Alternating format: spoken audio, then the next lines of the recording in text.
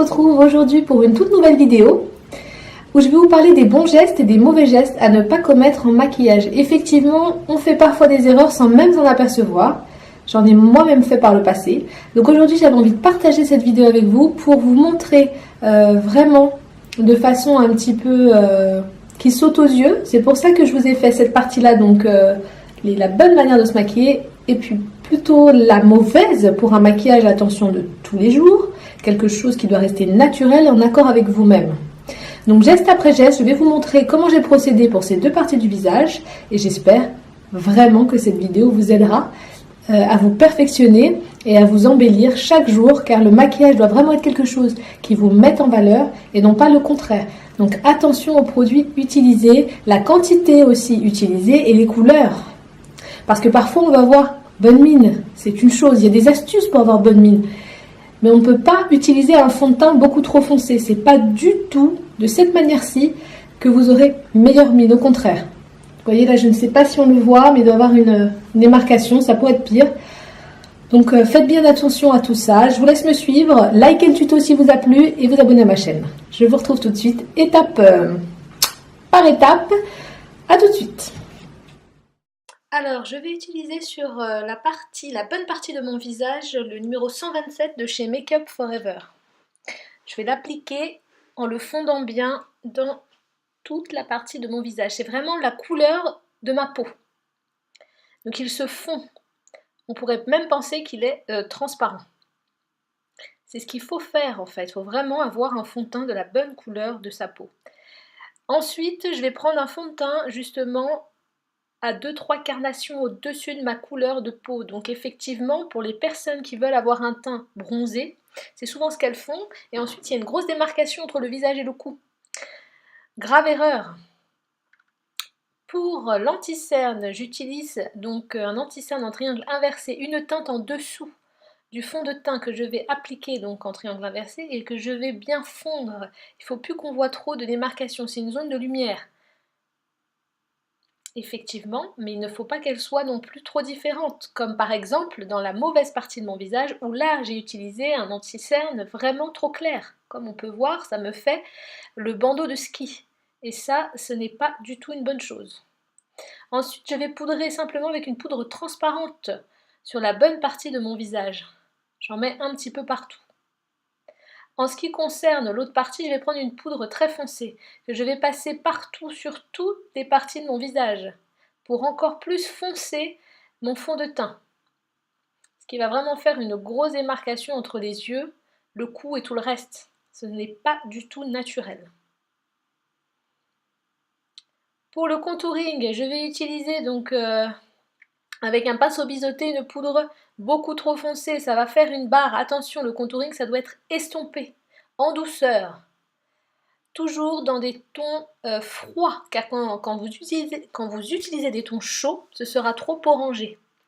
Et ce ne sera pas naturel. Au-dessus, on va mettre un highlighter. Mais à force d'en mettre trop, justement, on peut voir qu'il y a une barre d'highlighter. Il faut que ce soit très léger. Pareil pour le blush, une petite noisette de blush pour rehausser. Pas un blush trop foncé, sinon on marque trop ses pommettes. Et oui, la bonne partie, la mauvaise partie. Pour le crayon à sourcils, essayez d'utiliser une teinte dans la couleur de vos sourcils. Pas du tout quelque chose de trop foncé. On peut faire des sourcils plus épais, évidemment. Mais si vous prenez donc des couleurs trop foncées, ça va faire un regard trop marqué, ça va vieillir plus qu'autre chose. Et trop carré aussi, trop net. Il faut que la tête de vos sourcils soit diffuse, pas trop nette. Donc là, j'ai fait exprès de prendre une couleur bien au-dessus de la couleur de mes sourcils.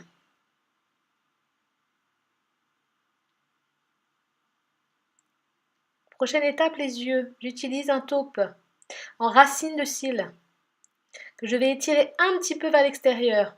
On va l'estomper légèrement pour relever l'œil et le faire ressortir. On va rehausser son œil. Je vais ensuite aller dans la muqueuse avec un crayon gras. Rehausser encore l'œil, mais légèrement, le plus naturellement possible. Je vais aller estomper au-dessus. Toujours, ça va se mélanger, le noir et le taupe. Une fois que j'aurai fait ça, je prends un crayon bleu turquoise. De l'autre côté, vous pourrez voir que j'utilise un crayon, donc un Kajal, que je vais mettre dans les muqueuses en haut et en bas. Je vais épaissir le trait un maximum. Je vais le faire donc ressortir. Je vais étirer avec un pinceau biseauté pour élargir justement, pour agrandir les yeux, mais de façon un petit peu trop grossière justement. Alors ça donne un effet un petit peu smoky, un début de smoky, mais bon. Ensuite, pour les lèvres, on fait toujours un contour avec un crayon qui est vraiment dans la couleur de vos lèvres. D'un côté, donc naturel, de l'autre, j'ai fait exprès d'épaissir les lèvres. Certaines personnes aiment épaissir les lèvres. Le problème, c'est que ça se voit énormément. Et surtout quand après, on fait le contraste donc avec un nude trop clair. Et quand on voit la démarcation entre le crayon et le rouge à lèvres, ce n'est pas une bonne chose. Ce n'est pas naturel du tout, attention. Pour les cils, j'utilise ici un mascara marron volumateur que je vais mettre en haut et en bas. On doit en mettre suffisamment, mais pas trop non plus. On ne doit pas faire de paquet ou de pâté.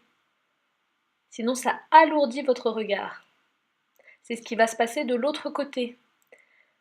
À vouloir mettre trop de mascara, ça alourdit le regard. Et voilà, le tuto est terminé. Comme on peut voir sur cette photo, les mauvais gestes en maquillage, voilà ce que ça peut donner. Quelque chose qui alourdit le regard, un sourcil beaucoup trop foncé, des lèvres un peu trop épaissies avec un trop gros contraste, un blush trop présent et de l'highlighter trop présent aussi. Donc bien faire attention à tout ça pour être le mieux mis en valeur les filles. Maintenant, vous allez voir donc sur l'autre partie de mon visage qu'on est en harmonie donc avec les couleurs de mon visage, c'est-à-dire par rapport au crayon à sourcils, le mascara utilisé, pas trop, mais suffisamment, la bonne couleur de fond de teint, suffisamment de blush et d'highlighter et des lèvres nude sans trop de contraste avec le crayon. J'espère que ce tuto vous aura plu, n'hésitez pas à me laisser des commentaires, je vous embrasse et je vous dis à toutes à très bientôt.